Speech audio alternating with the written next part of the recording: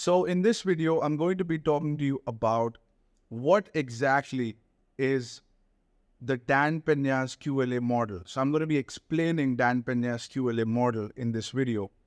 And if you're someone who has been watching a lot of his content, you've been to his website, and you are kind of wondering what exactly does he teach? How has he created so much wealth for his mentees, his students? And how exactly has he done that? And if he has done it or not, these days we are really worried about legitimacy of some people, right? Online, a lot of the people are offering their services, their coaching services, their consulting services. So how do you know somebody is genuine and if they've really created really in reality wealth or not? I'm going to be covering some of that, and I'm also going to be covering what the model is about and what exactly it is based on. So if you have been watching his videos and you can't understand what is it, or you have been watching my videos and in some videos you get it, some videos, you're a little bit confused, I'm going to be explaining exactly what the model is of Dan Pena and QLA. Before we get to that, if you don't know who I am, my name is Prithvi Chauhan. I'm the founder of a healthcare investment company, which I started in UAE. And in the last couple of years, I have been involved in several multi-million dollar deals. I worked on several transactions, including a $3.5 million with a $3.5 million business, $10 million, $120 million, and $140 million business. I've negotiated with public companies. I've negotiated with some of the largest banks in the region, including Citibank, HSBC Bank. I've presented deals. I have managed to secure a term sheet, and term sheet is a offer letter from a bank where they convey their interest to finance a deal that you bring on the table. So I had an access to a deal, a $10 million deal. I presented the deal to them, and they were interested to finance 70% of that transaction. Now, full disclosure, I didn't end up closing that deal because it had a lot of legal issues, and I decided not to pursue that transaction, but I still managed to secure this interest from the bank, which was life-changing for me. So, and to mention, I have been to two of Dan Pena's seminar. One of them is called the Quantum Leap Advantage, and the other one is called Quantum Leap Advantage Hardcore. And not only that, I've talked to several individuals personally who have done several multi-million dollar deals. These are closed transactions. And I happen to know one of the guys who was in my class who closed $50 million worth of business acquisitions. And I'll explain what that means.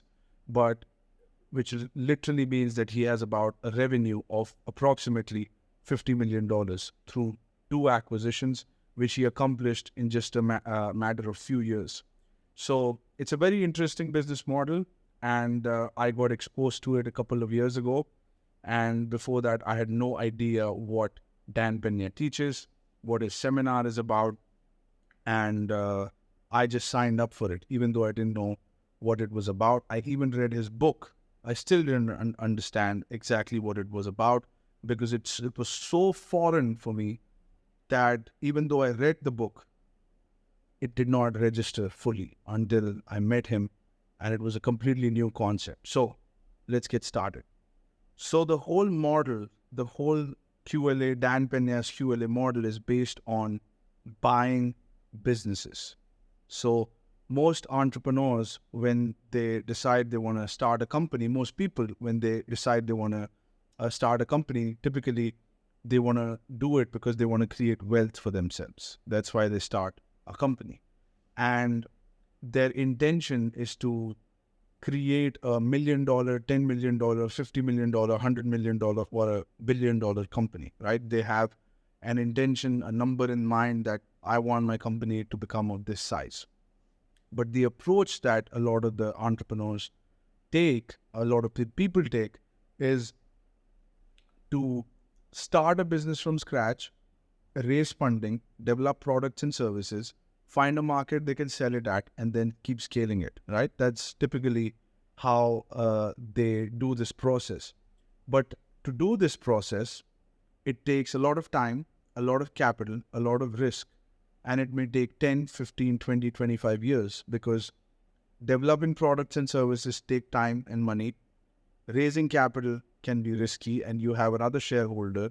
Scaling it is costly, and you are competing in an established market. Any product or service that you come up with, it's possible that somebody else is already crushing that market and you're competing in an existing established market, and you have this concern of competition, and you're competing with another on price, on capabilities, on product. If it's better, your competitor can have a better product and they could be offering it for a much less price. You have a lot of competition and it's very stressful, it's high risk, and you're putting your time on the line when time is the most valuable resource. So you're putting in your time, you're putting in your capital that you made from another business or a job that you had, and you have this capital and you raise more money and you're jumping into an abyss. You don't know whether this thing is going to be successful or not, and it can be very knee weakening. So Dan Pena came up with this model, this strategy that instead of creating a business from scratch, why don't you identify a business that's already profiting for the last 15, 20 years and buy it? What if you were to buy a business? Let's say you want to have and own a $10 million business, a business that's doing $10 million in revenue, and it has a profit of $2 to $3 million. And some of the companies do have those kind of numbers. It's doing 20 to 30% in profit margin. Well, you could identify a business like that and you could just go and buy that business. You don't have to create a business from scratch. You can just find this business and you can buy this business. To create a $10 million company, the owner might have spent 15 to 20 years to do that. And a lot of money, a lot of capital, a lot of sweat equity. And now the business exists. And you can just go make an offer and buy that business. And well, you may ask, how do I get the money? Well, that's what the banks are for.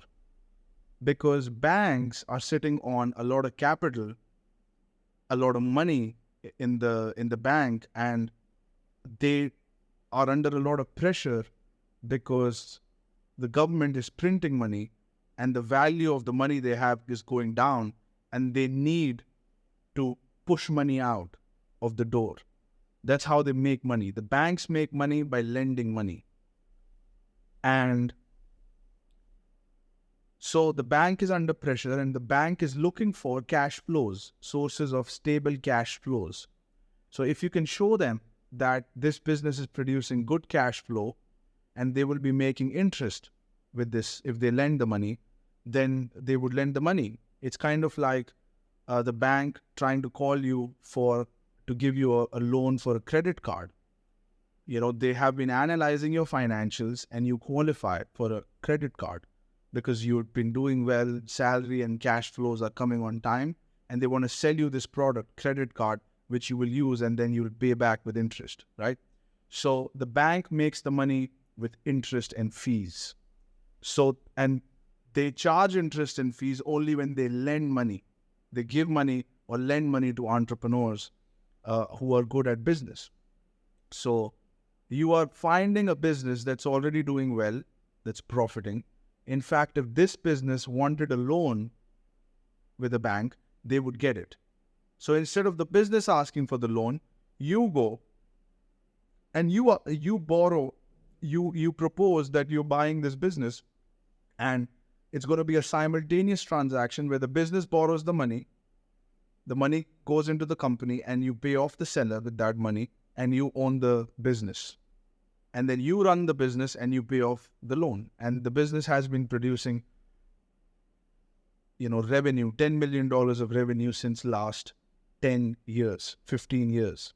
And you have, for example, in healthcare, you may have a dental clinic, a chain of dental clinic that may be doing $10 million a year since last 5-10 years.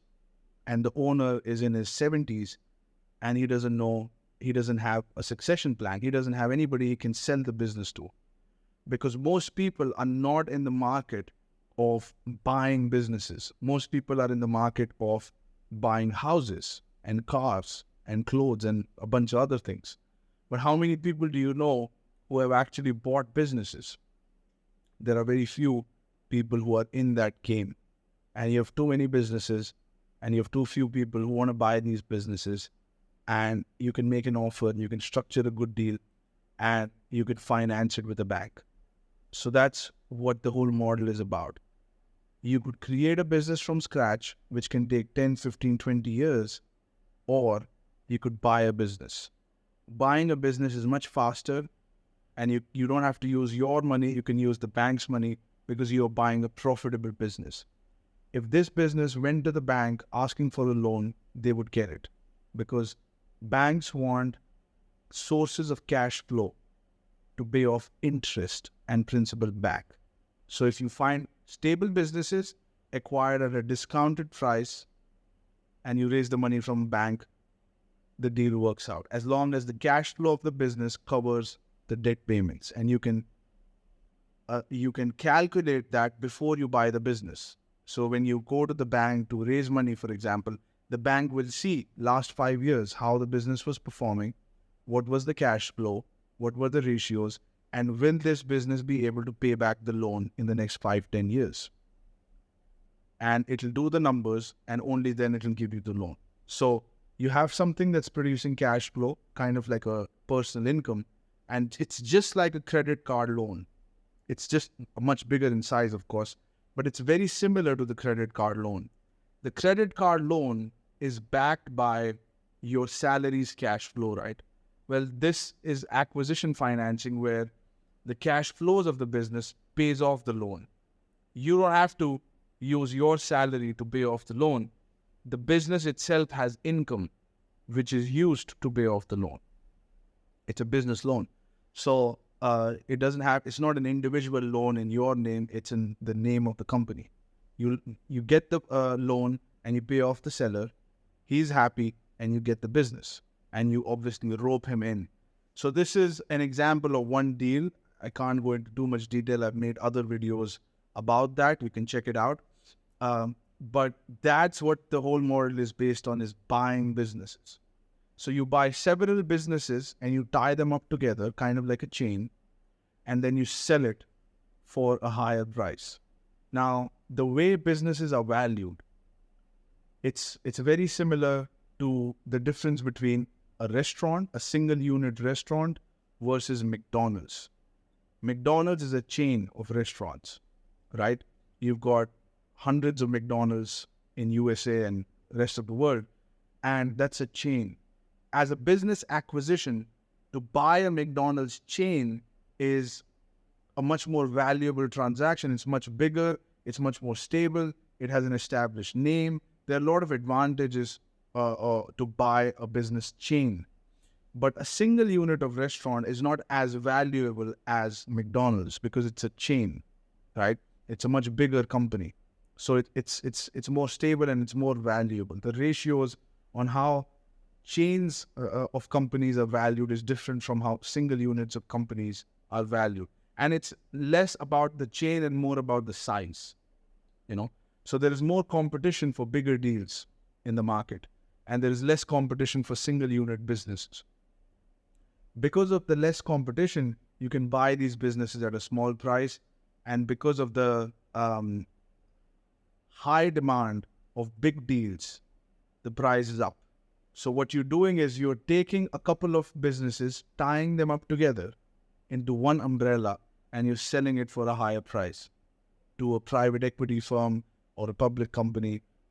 Private equity firm is a fund that has raised a bunch of money to conduct investment activity.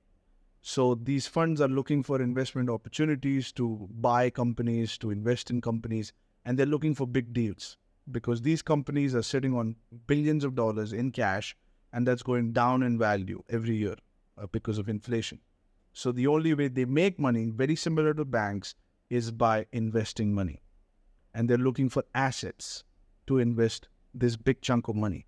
So if you go and collect all of these small companies, and $10 million is small in the context of a business, right? If you combine them together into one group, you are a candidate for them to acquire you, for them to buy you out and pay the big bucks. And they'll pay you a premium because you did the grunt work of putting several companies together. So most people, unfortunately, they do this where they are working their whole life to set up $1 million, $5 million, $10 million business, when instead they could just find a 5 million, 10 million, or $1 million business and buy it. And in fact, buy several of these companies. And if you buy a business and if you buy several businesses, obviously the revenue growth is going to be exponential. Of course, you have some debt, but you also have a lot of cash flows that pays off that debt. And if you make sure that the owner continues on with the business for some time to help you transfer the ownership, transfer the management, and transfer the operational functions, then you have a rock solid deal. And of course, to do this, you may say, well, I don't have any experience, Prithvi, what do I do? Well, you don't have to go and get experience, because you can find people who have experience to be on your team. And that's the whole concept of dream team, that before you start this investment activity, you identify individuals who have had expertise in doing this, who have done this, who have managed, for example, a portfolio of $100 million, $200 million, $500 million companies. You will find CEOs of big groups who would be willing to join you on this mission, on this project. And I have coached and mentored several individuals who managed to bring billion-dollar CEOs on their team, including myself. I brought together the second largest telecom company CEO, and the revenue size of that company was $3.5 billion, to be my chairman, to be my business partner. Okay. So I managed to do that. And not only, this is just one of the guys, I had 7 more extremely high profile executives. And that's just not just me. Some of my clients, one of my clients just got a very senior executive in Coca-Cola to be on his board. So when you have these experienced individuals on your team with healthcare operations experience, or whichever industry you want to go to, that person has been a CEO of a major company in that industry. And then you have top finance guy, top accounting guy, top legal guy who can draft agreements. You have a pretty strong team. So you put the team together. Instead of paying them in cash, you pay them in shares. When you raise money from investor, they bring in money, you give them shares out. You know what I'm talking about? With these people, they don't have to put in any money. They just receive shares directly, and they're your business partners. So you don't have to pay them because they are not employees. They're your business partners, right? It's kind of similar to when you go to do a business partnership with one of your friends. You're not paying your friend a salary, right? You guys are business partners. Well, you use the similar principle to get the top guys, and you share your idea, what you want to do. You bring them together. You get your advisors. You find banks. You find deals. You put them together. Okay, so that's how individuals have created a lot of wealth, because they're not building anything from scratch. Building things from scratch takes time. It's very similar to you constructing a mansion from scratch, or constructing a whole skyscraper from scratch, or identifying a skyscraper and just buying it with bank financing. And actually, you would be surprised, you may be or you may be not, skyscrapers are bought with banks' money. Skyscrapers are bought with banks' money and investors' money. You could raise capital to do these things. Donald Trump has bought ready-made skyscrapers, acquired them, and he didn't necessarily put his own money. He raised the money. Maybe he put a little bit, maybe he raised a little bit. It's different per transaction. But the point is, you can finance these deals.